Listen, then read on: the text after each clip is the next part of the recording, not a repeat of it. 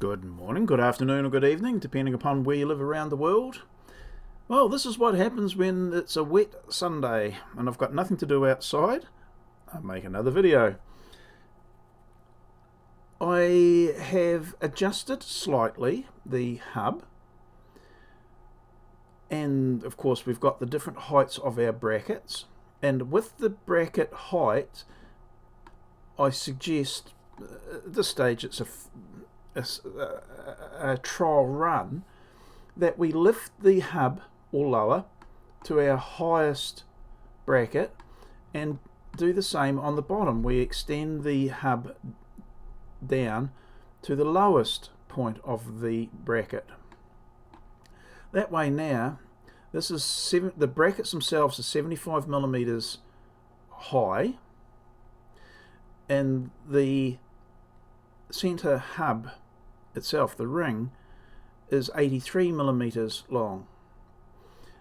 It would probably help that this were, for looks, that this were a little bit longer, 1 or 2 millimeters in each direction. But the thinking was, if the holes are sufficiently well positioned, as I'll show here,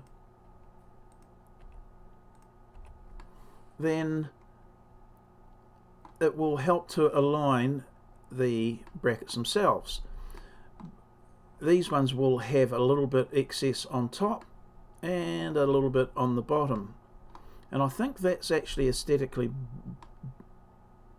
better, and also in a practical sense more likely to result in well, if I'll unhide everything, there stands a chance that these could stick up by a couple of millimeters. There's a chance. So eliminating that, I think by extending the center ring up 1 or 2 millimeters above the bracket is better. So I had anticipated that this bracket being the highest one and this one being the lowest one, we could help to self-align it by it being held flush on this surface and flush on the bottom, and then the hole can be drilled in place. But you can't really, I think you have to rely on the fact that these holes will be drilled independent of any of these items.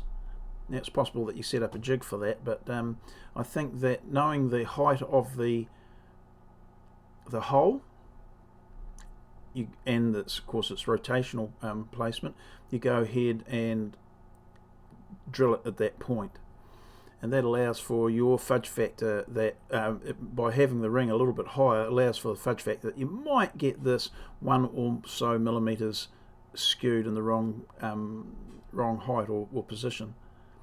So I think at this stage I will extend the hub just a little bit, top and bottom, and the brackets can attach wherever they decide to attach when you've drilled the holes. Now normally you have a clearance for a hole depending on your type of bolt that you're using.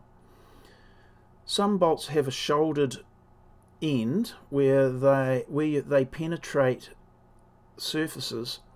There's no thread. That way the thread doesn't get damaged, and if the thread not being as robust as the actual shank of the bolt, you don't get any inbuilt sloppiness. There is, however, another option.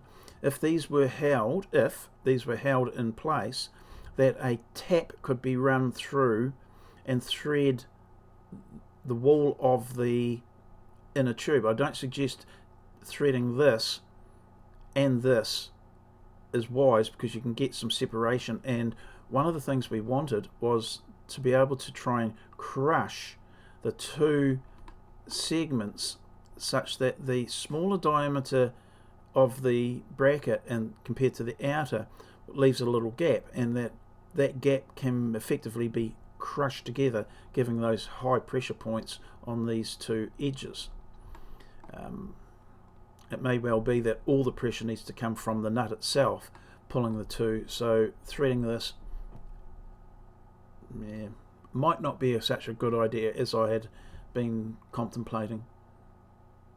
Because the reason I contemplated it was I thought, well, this can actually we can put a bolt through, torque it up, the bolt itself, it will pull against the bracket and this because it's threaded, and the nut that's on the inside effectively acts as a lock nut.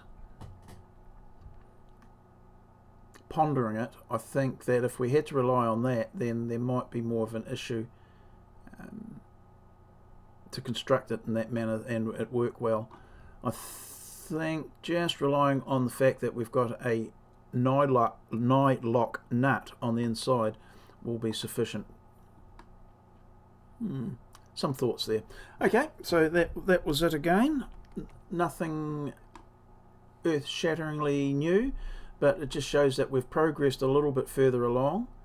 And the other thing too, even though this is a steel tube, there's nothing saying you can't use, for smaller domes, you can't use some of the thick wall, high pressure water piping that's available. Again, you'd have to redraw this with the specific dimensions known, but for smaller domes that may be a way forward as well. So not using metal is always a good thing.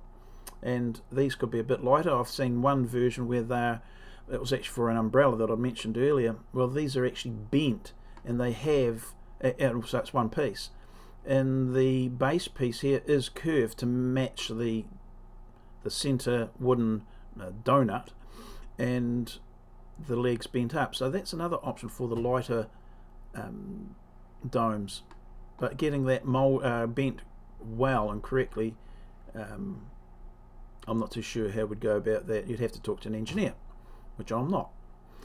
Okay, doke, that's it. I'm off again, and I'll see you in the next video. Bye.